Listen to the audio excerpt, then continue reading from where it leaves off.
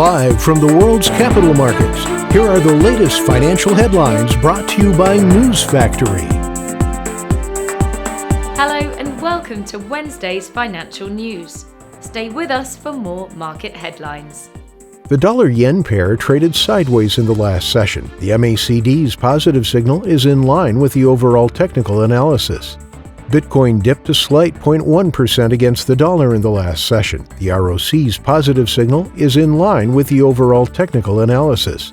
The last session saw gold fall 0.4% against the dollar. The MACD is giving a negative signal.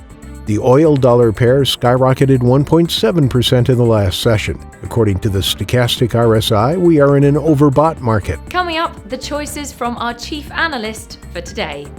Crude oil prices moved above $71, eyeing the October 2018 high as increased air travel amid economic reopenings boosted the picture for demand.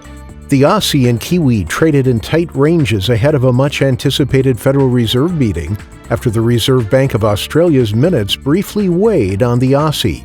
Some 81% of fund managers still believe Bitcoin is in a bubble, according to the latest Bank of America Global Fund Manager Survey. Those were today's major economic events, and now moving on to world financial headlines.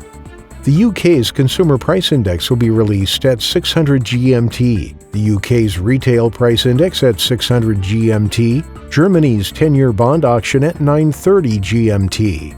The Eurozone's labor cost will be released at 900 GMT, the U.S. Fed's monetary policy statement at 1800 GMT, the U.S. Fed interest rate decision at 1800 GMT. We hope that you've enjoyed Wednesday's market outlook.